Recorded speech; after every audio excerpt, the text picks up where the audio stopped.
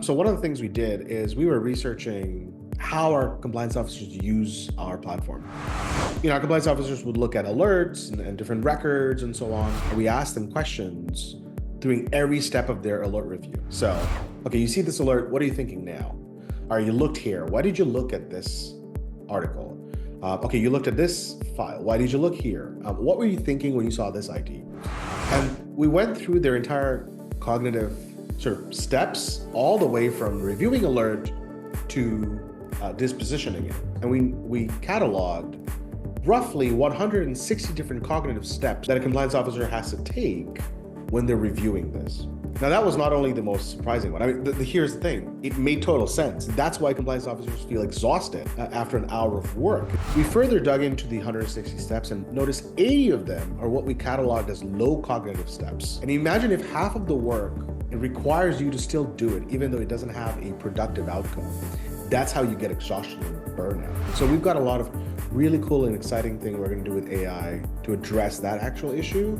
This was a really enlightening thing for us on focusing on sort of which tasks actually matter. Companies being unable to card their customers like face-to-face verification or onboarding, that initiated a huge pressure on them to digital transform all of these processes. And now it's irreversible. There are huge benefits to digitizing, but as you mentioned, the fragmentation still remains, especially with working with multiple vendors and companies needing to orchestrate things themselves. Even in that case, when it's still digitized and it's done manually by human, we kind of augment officers' capabilities. We don't want the officers to do that low cognitive work of typing in data, ID data. We have an insightful agenda, taking a good look at the past, present, and future. So as you can see, we're going to begin on what compliance used to look like, how compliance is done today, and AI's impact on compliance, crime, and innovation, before moving into trends, future predictions, looking into the power of integrated processes in your compliance, and then moving towards the end of a Q&A. Without further ado, let's dive in with some introductions from our hosts. So firstly, over to you, Faisal, and thank you very much. Hi, everyone. Good afternoon, good morning, or good evening, wherever you might be. Thanks for joining us here. My name is Faisal. I'm CEO of Complytek, and with me is David, CEO of Identomat. David and myself are really excited to be here, not only because we have recently really formed together something that we've been working on for quite a while. David and I know each other, it's been a while now, but we felt that there was quite a bit of synergy between what he brought to the market and what we did. And we thought that attacking this through a partnership would be really beneficial for our current and future common customers. A little bit about myself. I'm a serial ex-compliance officer. My last compliance officer role was 2018. I then went into compliance technology. And my daily enjoyment is being able to build tools and features that my previous self used to use. So I really enjoy interacting with all of you here that I'm suspecting are compliance officers and others that are in our client arena as well. Our whole team here at Complytek, we are based in Larnaca, Cyprus, and we primarily serve mostly financial institutions in the bank, EMI, InsurTech, VASP, and FX space. We're really happy about the job that we do. We come in every day really wanting to make a difference in the lives of the compliance officers that we help, as well as their teams. So we look forward to be able to doing that a little bit more today as well. David? Thank you, Faisal. Thank you, everyone. It's this middle of the night here where I am, but hope everyone's having a great day. Likewise, I'm also very excited being here, talking about how this new direction of basically unification and seamless partnerships have a meaningful impact on businesses and end users as well. So in terms of who I am, the CEO and co-founder of Identomat, we do identity verification, KYC compliance. We partner with companies in basically every regulated vertical, almost that there is. I started Identomat with two of my co-founders about 5 years ago now, right before the pandemic hit. That is an interesting factor in how we basically evolved. Before that, was a strategic initiatives manager at Wolfram Research, makers of Wolfram Alpha and various scientific research software tools. I was basically advising co-CEOs on go-to-market strategies and AI, data science, and other emerging fields. And then before that, I co-founded and led two startups right after I completed my PhD in astrophysics at Purdue University. We're based in Illinois. We have a branch office in Tbilisi, Georgia, which I'm also originally from. And now, very recently, we also started UK HQ. So we'll see how different jurisdictions work out. I think it's going to be useful. Anyway, thank you. I'm excited for this conversation. Thank you very much, David. Thank you very much, Faisal, for those fantastic introductions. And we hope you're all well wherever you've been joining us over the last few minutes across the globe. Firstly, we're going back in time. So get your DeLoreans ready. And this is about what compliance used to look like. So Faisal, if you could take us away from here, that would be great. Thank you so much, Kiri. So if I go way back, I'll really talk about my very first compliance role. My very first compliance role was actually a situation where the onboarding of customers, reviewing of their transactions, and any monitoring was done entirely manually. So usually what would happen is the compliance officer would help the front desk, and any verifications would be done by sort of taking the passport of the customer, photocopying it, and archiving that copy itself. Any of the transactions that they did generally would be put into a computer using MS-DOS. Any of the records that would be generated by the transactions of the customers would be printed on dot matrix printers. And then finally, any type of reporting needed to be done on paper from a different part of the institution inside of a cabinet where you'd go and just bring out a form and then submit. So to say that this approach was fragmented is a very big understatement, because not only were each of these individual items completely separate and fragmented, but it was also different people that did it, that didn't speak to each other. Sometimes we're not even in the same offices. And they also didn't have sort of internet communication or any type of IM system to be able to communicate with each other that, hey, I just reviewed this person's transaction and so on. So fragmented approaches is really an understatement.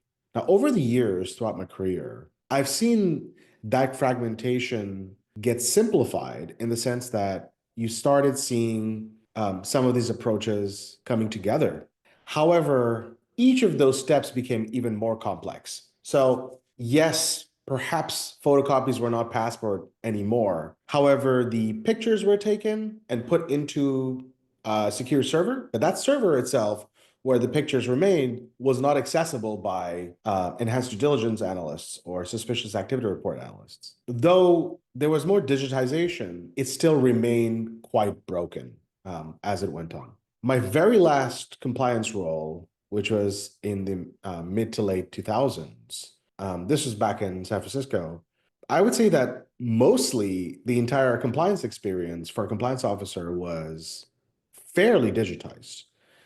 You did have verification for non-face-to-face customers that happened over a mobile phone. You did have transaction monitoring that was a little bit more than just, like a notepad. You really had, Excel sheets, but with macro and pivot tables. I guess I enjoyed it because coming from where I started, it seemed like a really big thing. So having macro tables and pivot tables.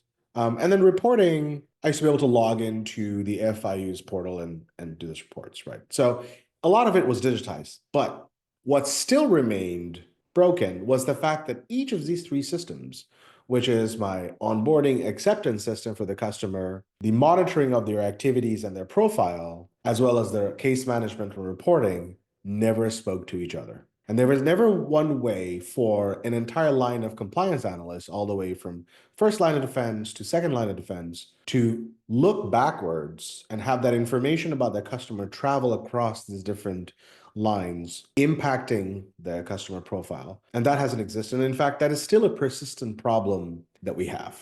And those of you that are in the compliance space will know that you have systems from many different vendors, right? You'll have verification from one person and transaction monitoring from another and case management from another, which is completely fine. You're not the reason it's that case. These probably all preceded you. So what we want to be able to do, show you here, is that even though David's firm and ours is completely different, our partnership is going to help you understand the customer onboarding and acceptance profile, as well as the transaction monitoring, risk management that happens in ours, and how those data points that are shared together can actually improve your own customer or your compliance work. So that's what we want to be able to resolve from the fragmented approach. Before I go on to the other points, David, anything from you about how it all started? What's your origin story? Thanks. Yeah, that's definitely true for us too. To seeing that fragmentation still remains one of the biggest challenges, most broad challenges that our customers face in terms of kind of where we're coming from. Basically, the identity verification space had a few distinct inflection points that kickstarted the whole space. I would say Patriot Act was the first big event that initiated things, defined the KYC, the term that we all now know so well, know your customer compliance. And then after that, there were, of course, many minor events that defined where the space was moving towards. But I think COVID, we probably all agree, had a huge impact on it, at least for us. Companies being unable to card their customers on-site, like face-to-face verification for onboarding, that initiated a huge pressure on them to digitally transform all of these processes. And that is actually when Identomat, right before COVID, we started working on Identomat right before COVID, in a weird coincidence.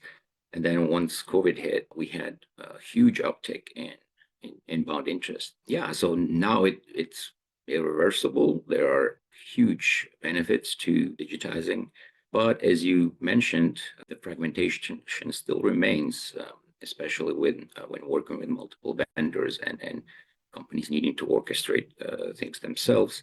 So our type of deep integration has amazing benefits, and I hope we'll unfold some of that throughout this talk. All right, great. I did want to mention something. I wonder what your thought is on this. One of the things we know when we speak to compliance officer on a day-to-day basis is that they're very aware that a lot of the effort that they do, right? Some mental effort, manual effort. They're very aware all of it is needed. They don't know whether most of it is actually productive, whether all the effort that they put in actually matters. And when we speak to compliance officers, they say the same thing. For example, let's just take reporting, FIU reporting, right?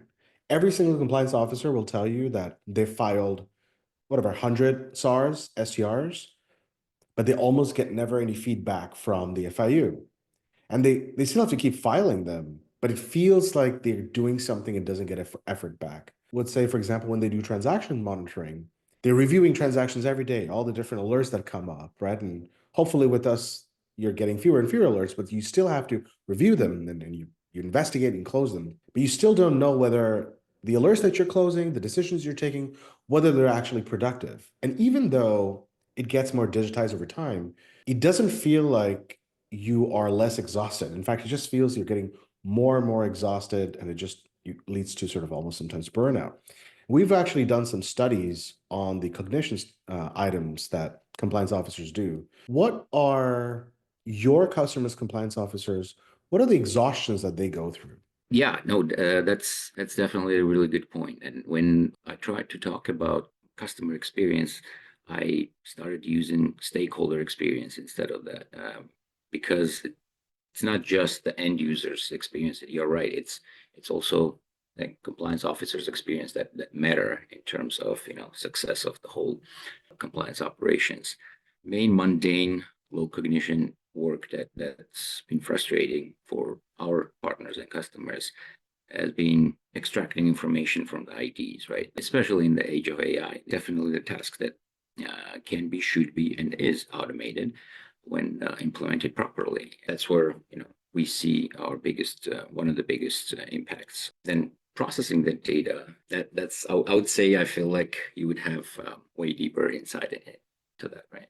Absolutely. I have a question to ask you. What kind of risk are customers or your compliance officers, stakeholders actively mitigating when their IDV and biometric is done by Identomat? There are a few vectors that are prominent nowadays for us. One is imposter spoofing, basically attempts, right? That's either by stolen identity, or it could be just by wholly synthetic created identities.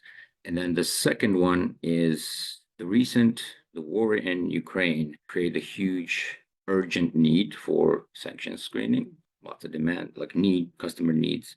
We're there to especially double down on processing certain types of IDs from those jurisdictions that were, nearly sanctioned.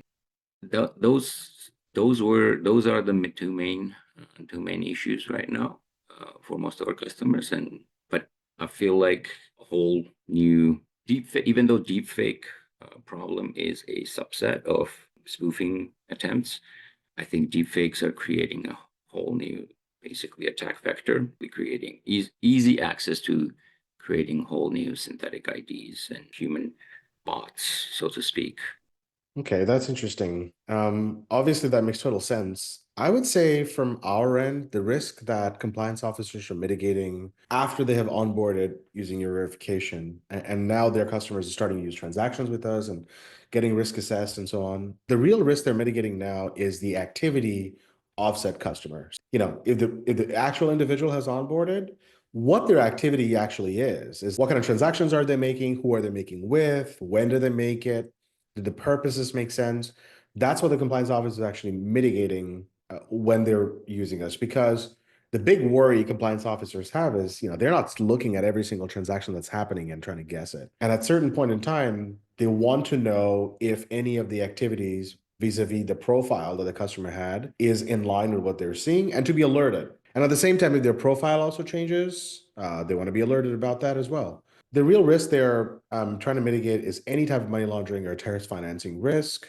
They're also mitigating any regulatory risk, because as a company, as a licensing institution, you have to have transaction monitoring, but also legal risk and economic risk. Legal risk first, because if you're actually not doing transaction monitoring that's connected throughout all of your systems, you're essentially subject to critical enforcement by regulators and central banks. But more than that, if you as the compliance officer is not managing the actual risk of that customer, you're essentially costing money to your organization by not reviewing their transactions and reporting them as needed. Because the longer an illicit actor is able to transact in your organization without you alerting authorities, the higher the potential fine would be. And so it really is important for compliance officers to stop it when they detect it, so that they're able to minimize as much as possible. Something that occurred to me also is that, it's interesting, both of our teams are working on some key metrics as well for our customers. Any institution that's here, whether that's banking or EMI or FX or trading or gaming, which our customers we both serve, a really key metric that they have is customer acquisition cost, that they need to make sure that the amount that they spend on acquiring customers is as low as possible. Your solution just makes sure that they're not overspending, they're only getting the right customer, that the marketing spend they had on acquiring their customer is correct. And on our end, it's the lifetime value. So the transactions that a customer goes through our system, that really is important for them to track, to know that they are in fact a worthy and a valuable client that's generating enough fees, and they're not going into criminal transactions, which ultimately would be a negative value, a negative economic value as a customer. These are two interesting metrics our customers are monitoring when they use both of us. What are your thoughts on this, as compliance being a cost saver, really, for metrics? There are metrics that our customers and us we have to track in terms of fraud protection. As I was saying, spoof resistance, how we measure spoof resistance. There is a standard, false acceptance rate and rejection rates need to be below accepted standard value, which is 100%, so that if our customers and therefore their suppliers, their vendors are unable to maintain those levels, that get into regulatory trouble. On the other hand, as you said, basically customer acquisition cost, if onboarding a user, as it used to take on average 5 to 10 minutes for some of our customers before they implement automated solutions like us. For example, one of our customer onboarded about 2 million users over a year and a half. If they did it fully manually, that would have taken like 5-person compliance officer team about 10 years. So cost savings are a huge factor, and they're definitely there. Thank you very much for that, David and Faisal. Very, very insightful. So that's compliance, what it used to look like. What I'm going to move us on to is the next slide now, where we will be looking at how compliance works today. So Faisal, if you could kick us off on here, that would be great. Sure, absolutely.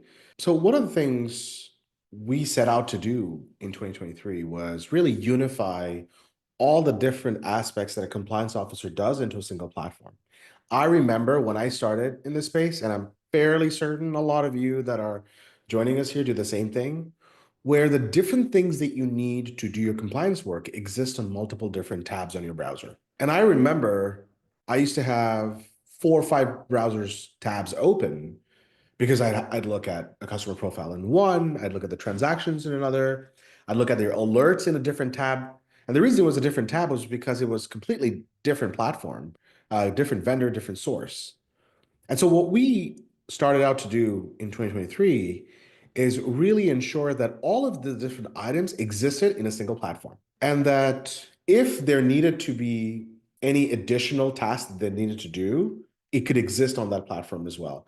Which is why we created this environment for customers that are getting onboarded through Identomat's platform and application can also exist inside of the Complytek platform, where the return rates, the positive verification, and details about it can exist as well. They wouldn't require to sort of switch off of it and go somewhere else. And they could look at the transaction, and if they wanted to look at the verification that had happened, they see it right there. And that's really why we decided to have the CLM in place. What we also decided is, because we'd have an ongoing risk assessment, and individuals are not very good at sort of reviewing risk assessment on a daily basis. And if a transaction does something and it trips up the risk assessment, it's really painful to go back and take a look again. We added quite a bit of automation to essentially have that risk assessment and the overall lifecycle management to happen autonomously.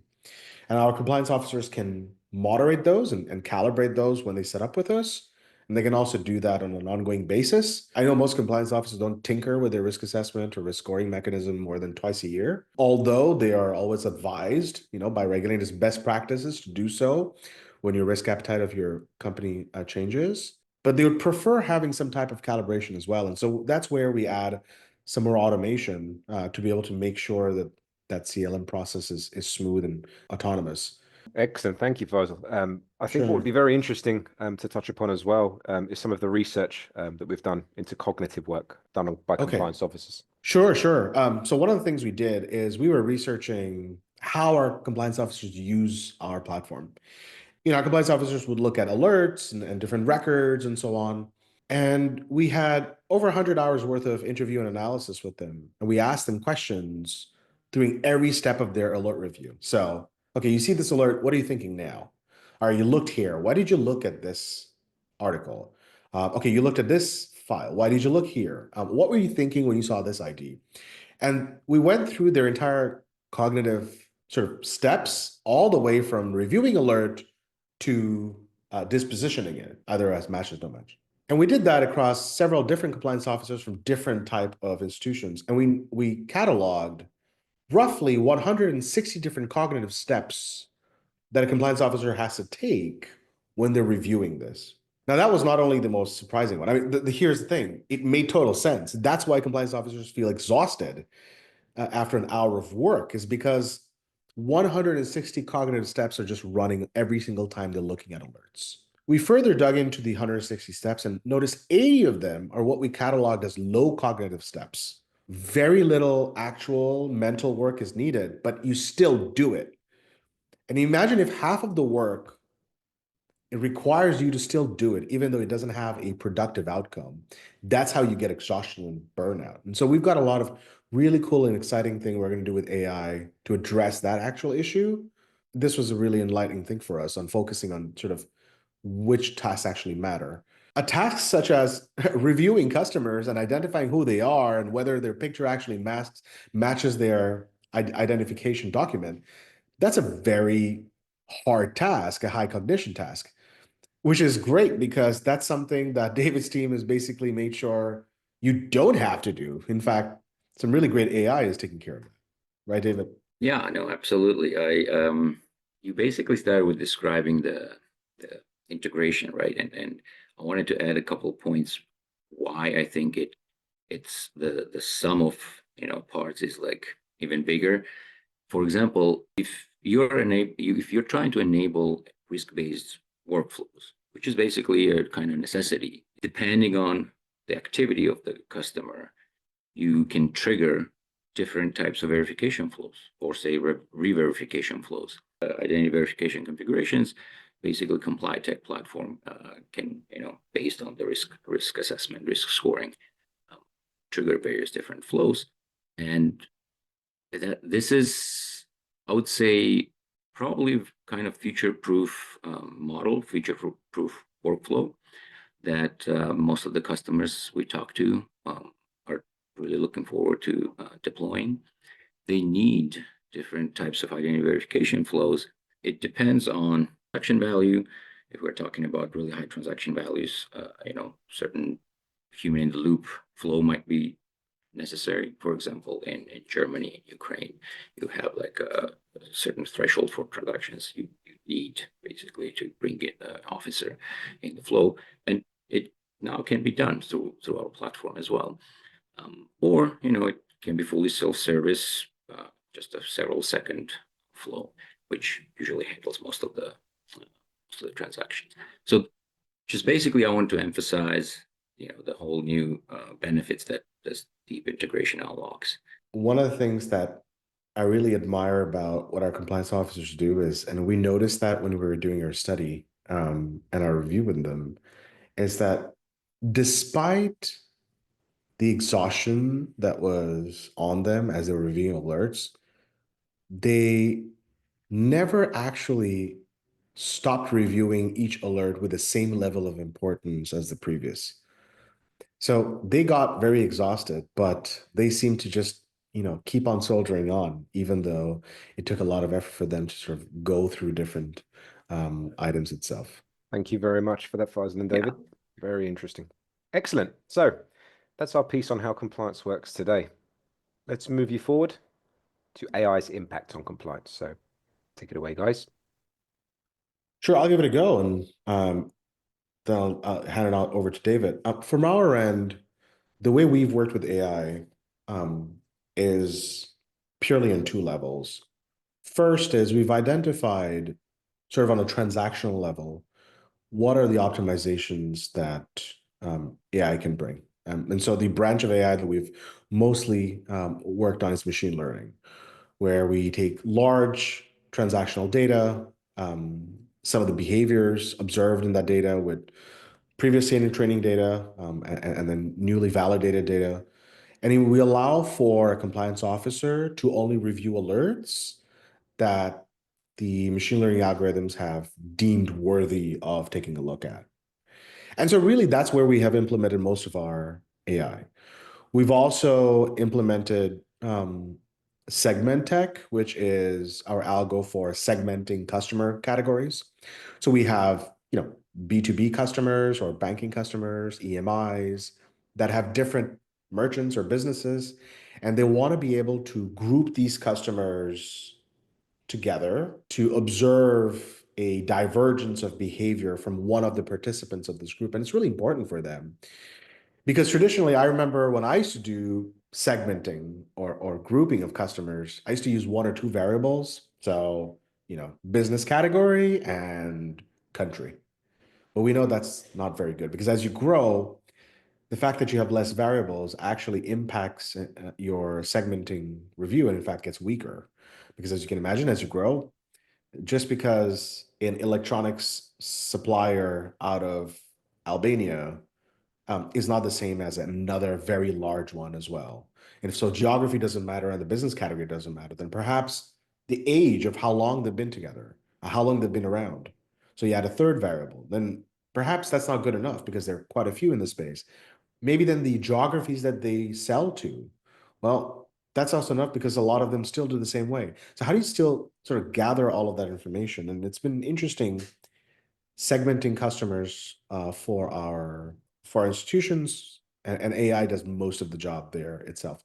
There is some fine tuning in the very beginning when they sort of present their customer, the risk profile, and then we allow the training to sort of segment them on an ongoing basis, and they can validate the different groups that have formed.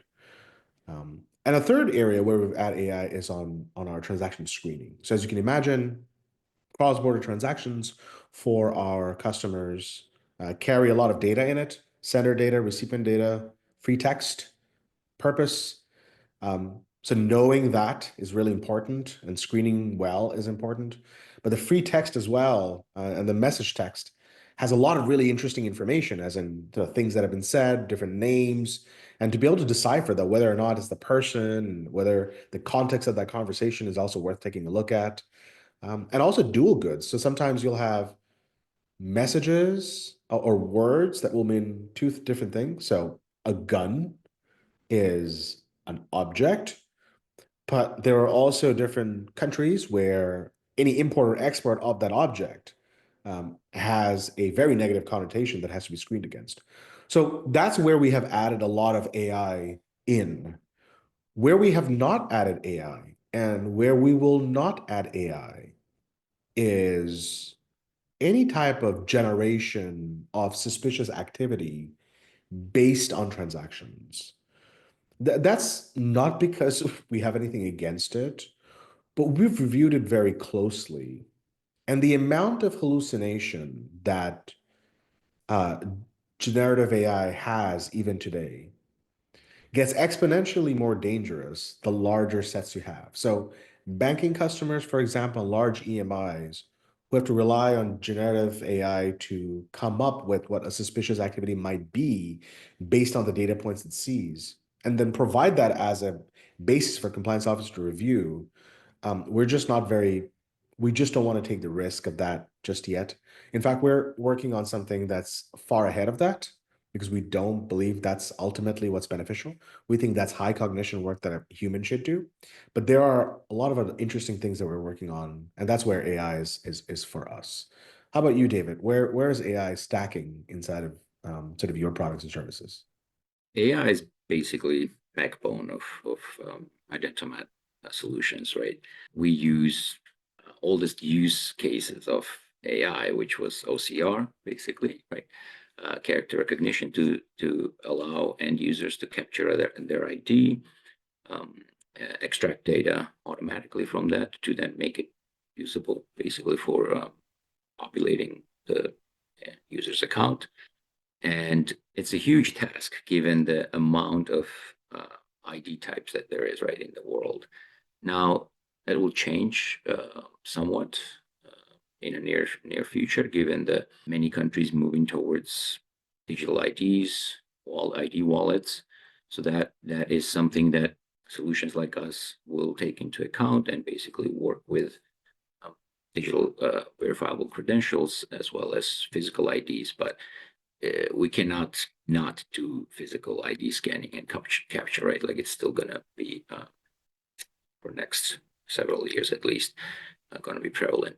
In terms of the next use case, use AI heavily in is liveness detection. So as I mentioned before, companies didn't need to do basically software or technical liveness detection because the verification onboarding was done face to face, and so officers were the liveness detectors basically.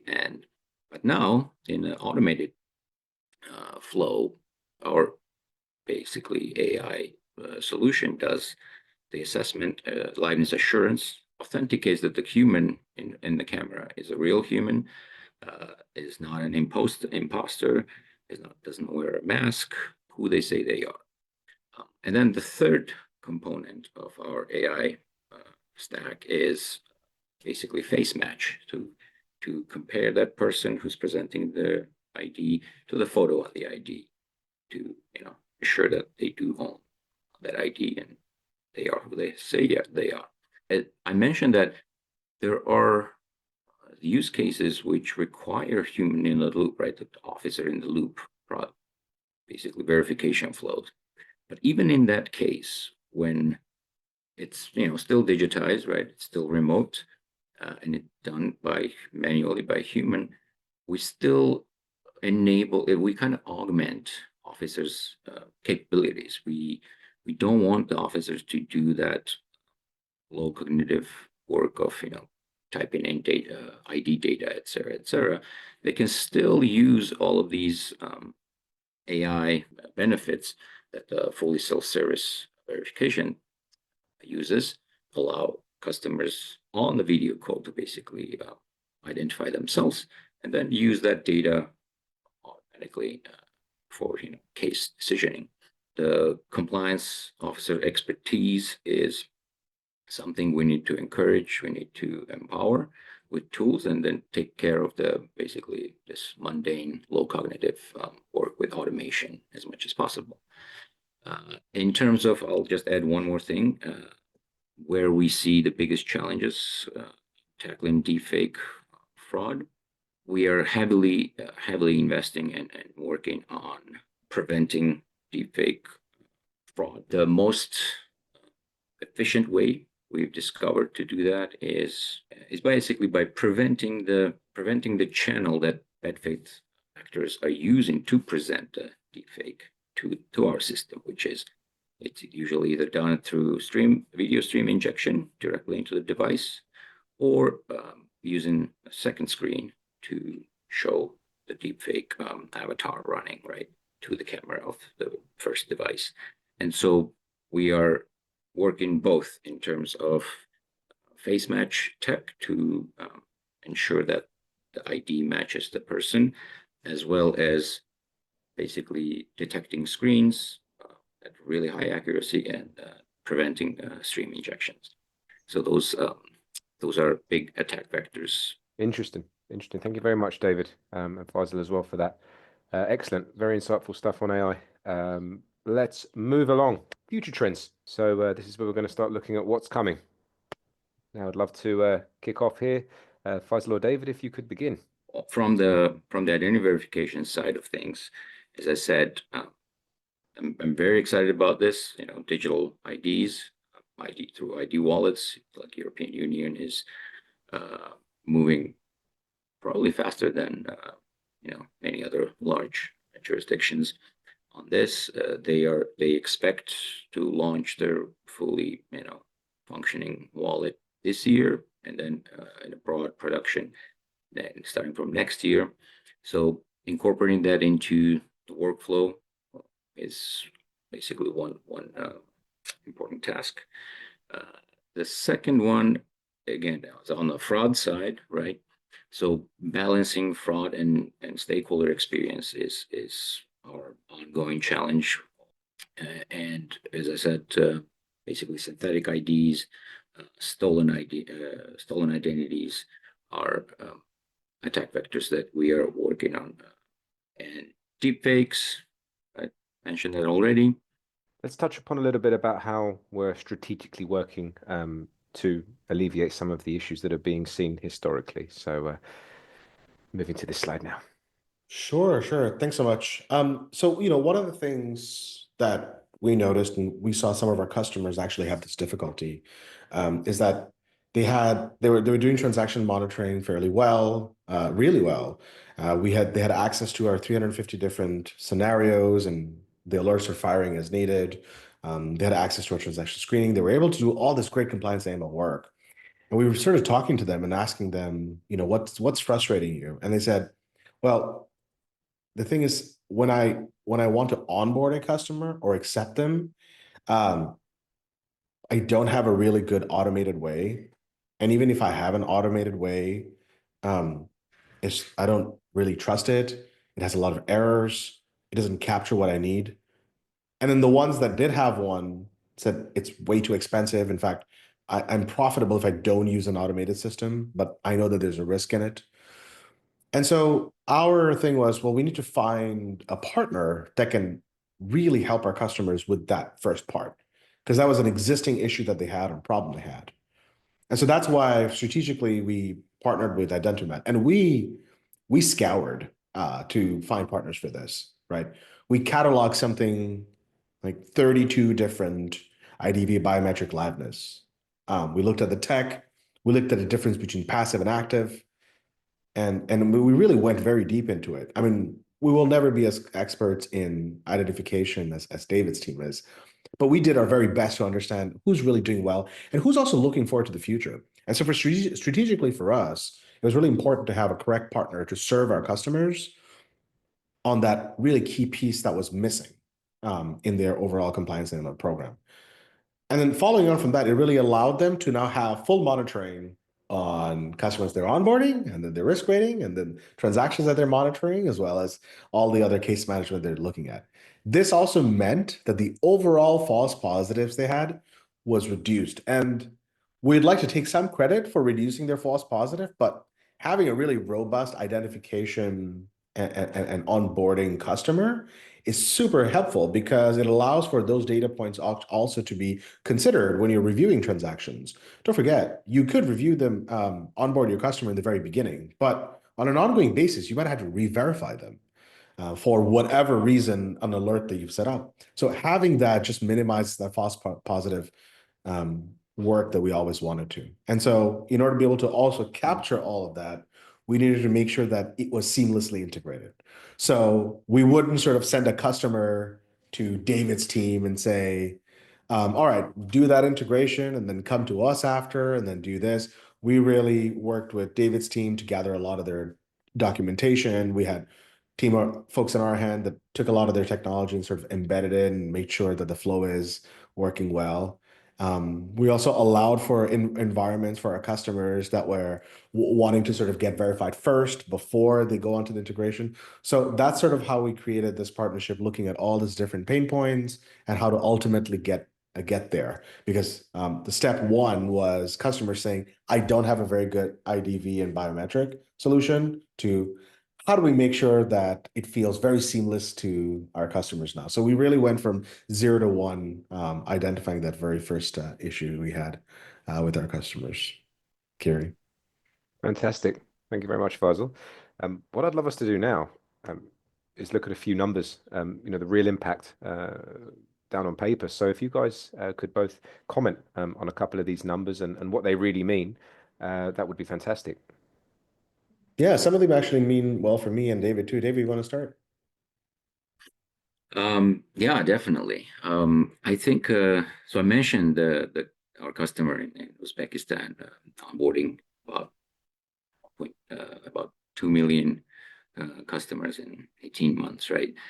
And basically, the benefit that comes from the automation is immense, but it's drastically less when the flow is not unified. So this is why I'm also very excited that your team managed to fully integrate Identomat, because let's be honest, identity verification on its own is not a standalone feature. It's always done for something else, to provide the data into decision making, and when it works seamlessly, the gains in efficiency and operation efficiency are huge. So we've definitely seen, it's a range across our customer base, because as I said, we have customers who rely on fully automated flows. We have customers who require human officer in the loop flows. So on average, we see slightly above 60% gains. Very nice. From our end, I mean, go ahead. Go ahead. Sorry, no, I was gonna say, like, I think cost reduction, a big part of cost reduction is that basic gains in operation efficiency for us. Go ahead. Well, I'll tell you that one of the things that we worked on last year was our banking customers were trying to get compliant with Instapayment, and it required them for screening to be closed within 10 seconds. But it also meant that the screening portion of it was less than a second.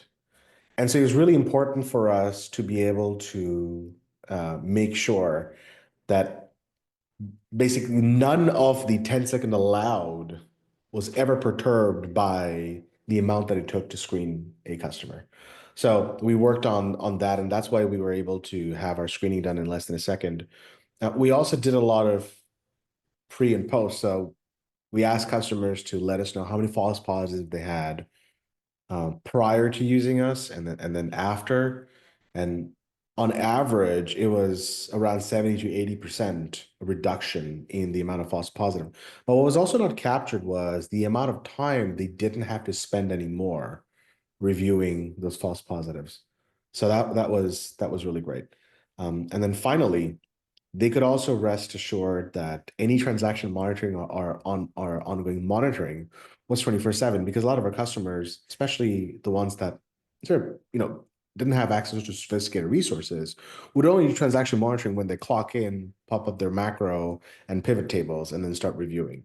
They never had an ongoing monitoring that was also working at the same time at any other time itself. So that was really satisfying for them to have a system that monitored their transactions without worry at an ongoing basis. So these are the meanings in our numbers, Kiri. Fantastic. Thank you very much for that. And a question from Fons. Hello, Fons. How are you doing? A list of countries. Okay. Yes, we can Yeah, supply I can answer a that. list. Sure. Go for it, David. There's a list we update periodically on our website. You just on basically bottom of the homepage can go and see it's downloadable. We see traffic, basically end users from 160 countries. In terms of right now, we have active customers who are in over 20 countries, based in over 20 countries, but we have like basically global neobanks, like gambling providers, telecom providers that serve large number of countries. So, but we're also at the same time, if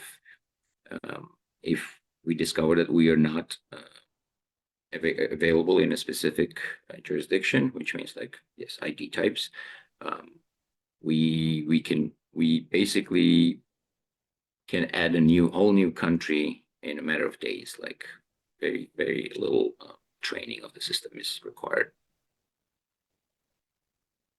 Thank you very much, David. Excellent. So thank you very much for all of your participation as well, and your questions. And I hope you found this insightful. It's been very, very interesting. And I would love to take any questions as well after this. So we'll be sending out the recording. We'll be sending out any further details as well for us to be able to go through and analyze what we've discussed. So thank you very much for that. I'll invite Faisal and David as well, just to give a small closing outro statement, goodbye as well from their end. Yeah, I'm very excited to help work with some of you together with Faisal and Complytek. I think the value unlocked by this partnership is going to be huge, and yeah, looking forward to future digital identity and compliance workflows. And thank you guys for. Yeah, thanks a lot, David. I appreciate your time and your expertise and really providing this. We're very excited about our partnership with Identomat as well. I think of all the partnerships we've had, in fact, it's started really well. We've understood each other. The teams have really collaborated really well thus far, and we're very excited about it. I think as teams, we also share the same type of mentality and ethos about sort of growing well, doing well.